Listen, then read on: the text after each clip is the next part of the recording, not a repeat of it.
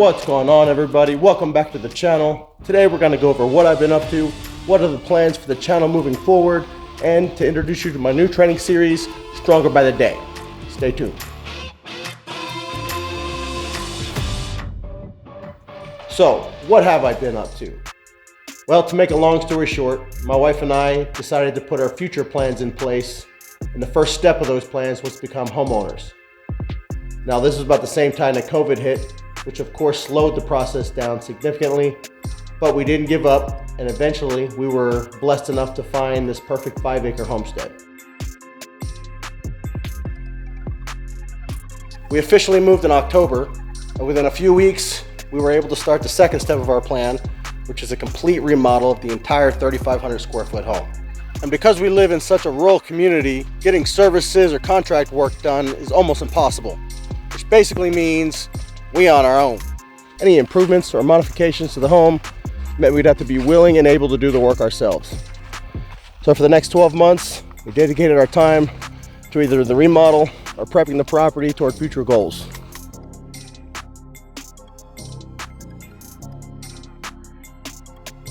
Our long-term goal is to eventually become completely self-sufficient through vegetable gardens, growing herbs, berries, fruit trees, bees, eggs, chickens, you name it. I also have several large projects that I have on my plate, including a 1,500 square foot home addition, a 900 square foot garage addition, and my favorite, I have a pole barn that I'll be converting into a 3,000 square foot training facility. So, as you can tell, I got a lot on my plate. So as you can imagine, all of this takes up a significant amount of time, energy, and resources, especially when you take into consideration we are raising 4 kids. I'm happy to say that my wife and I are officially done with the remodel as of this month, which should free up some time to start creating content, get back on the table, which leads me to my next point.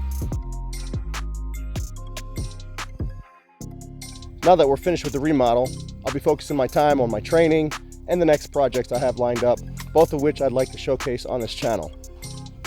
For me to continue creating content, I need to update both the channel and my viewers on what's going on, what the plans are for the channel going forward, so consider this a bit of a Powerborn reboot. My goals with training and getting back on the table start with my new training series, Stronger by the Day, where I'll be documenting my strength progressions, analyzing my next opponent, and executing my plan of destruction across the state of Oregon until I am the #1 ranked puller in my state. In my opinion, you got to take care of business at home first before you venture out, and that's exactly what I plan to do. Luckily for me, the state of Oregon has really flourished in arm wrestling the last couple of years, and has even come out with a ranking system, which has really motivated people to climb to the ranks, try to get to the top of the list. I intend to use this ranking system as a compass to dictate who and where my next opponent is, develop a training program and diet regimen, then execute my plan of action to the best of my ability, and let the cards fall where they may. We'll be sure to go over injuries, supplements, PEDs, anything and everything arm wrestling related, give you the most complete and transparent content possible. So come join along as I call out each opponent, analyze their strengths and weaknesses, develop a training program accordingly, and begin to climb the ranks. If this sounds of interest to you, please subscribe, smash the like button, and leave a comment down below. See y'all in the next video.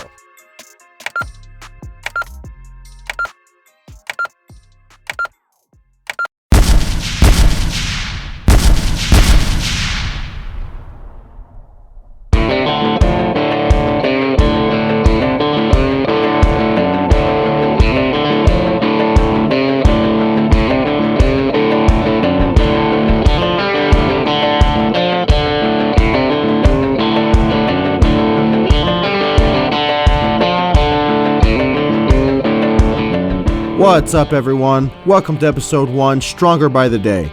In this episode, we're going to go over a quick review of my training program, the goals I have for training and where I'm at with those goals, plus talk about what events and opponents I might be training for next. So let's get into it. First up, let's review the training program and what that entails. The program has 3 phases, each taking 4 to 6 weeks to complete. Phase 1 is designed to get me strong and prepared for Phase 2.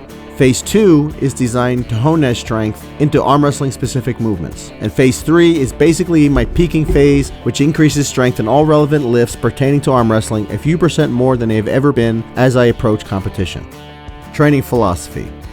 The training philosophy of this program is to systematically identify each component involved within my goals, establish what functioning muscle groups are responsible for each component, and then progressively overload the targeted muscle groups using heavy compound movements and sport-specific resistance training. This will stimulate the central nervous system into producing the necessary results so that it can gain strength and adapt to its environment according to the goals I have set.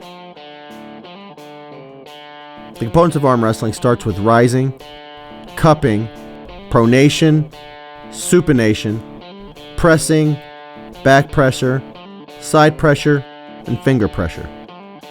This training program was created to separate each component into the following categories: arm day, a pushing day, pulling day, leg day, and a speed and table time day. Pushing days are designed to train the chest, shoulders, and triceps as they pertain to arm wrestling performance, specifically inside pulling. Inside pulling generally includes heavy utilization of the triceps, delts, and chest along with strong cup and supination to attack your opponent's rotation using either a hook variation, a press, or a shoulder roll technique. The pushing program always starts with a heavy compound movement, usually some variation of the bench press or overhead press, and will always involve heavy tricep movements that will help strengthen the press overall. Side pressure training is usually added at the end when I'm fatigued and is done on a table using my most challenging handle.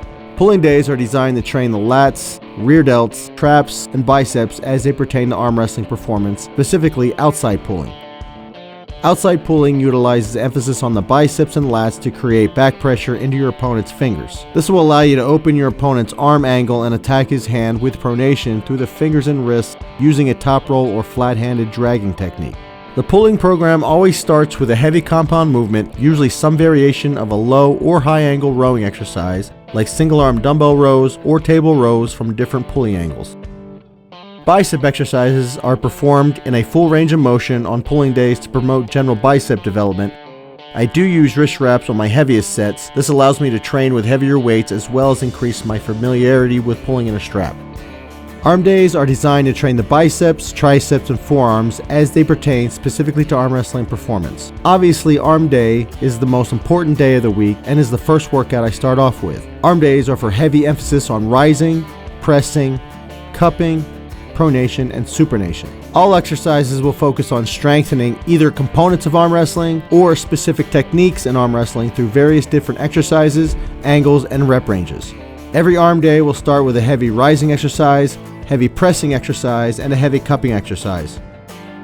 Once those exercises are complete, the remaining exercises are to be performed as supersets or giant rounds to attack the hand and wrist as much as possible.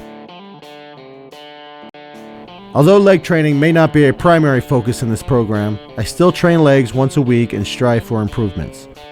Training legs provides balance to the body, stimulates muscle growth, and helps increase natural testosterone production. It's also a good way to help your upper body rest and recover without having to take a day off from training.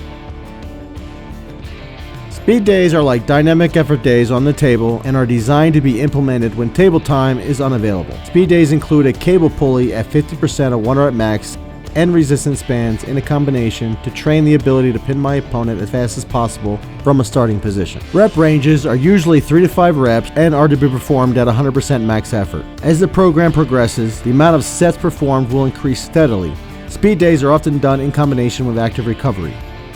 Table time, when it presents itself, is to be trained the same way as any other day in this program. Table drills include predetermined positions, often allowing my opponent to attack specific parts of my hand or wrist while I resist and attack the opposing parts. For example, I will allow my opponent into his deepest hook, then to attempt to pronate through his hook. Once successful, I allow him back into his hook and repeat this process for 3 to 5 times before switching opposing techniques. I try to perform every component on the table as I do in the gym and vice versa.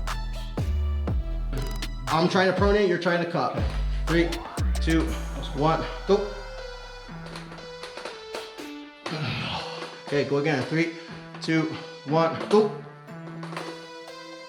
One thing I wanted to touch on real quick is my injury history. Unfortunately, injuries are a reality in this sport, or any sport where an athlete attempts to take their body to its absolute limits of its capabilities, and I've been no exception. To make a long story short, I played football for 15 years, competed in powerlifting for over a decade, and now I'm in my 8th year of competitive arm wrestling. Throw a motorcycle accident into the mix and get a result that can be rather cringeworthy to talk about, but it's a reality I face, and it greatly affects what kind of arm wrestler I am and how I'm able to train. I don't want to talk about every injury I've ever had, but let's just cover the most significant ones that directly affect how I design my training program and what style of pulling I've developed on the table. Probably the most significant injuries I've had are having both my elbows surgically repaired several times. As you may have noticed, I am unable to lock either elbow out when performing virtually any pressing or pushing movements. I've also torn my bicep in my right arm, tricep in my left arm, as well as have labrum and subscapulus damage in my shoulders that might require surgery in the future. Most recently, I've been diagnosed with bad arthritis in both my wrists, back, and knees. Now, on a positive note, I am proud to say I've never given up, and I've been able to rehab myself from injury each time and return back to competition even stronger than before.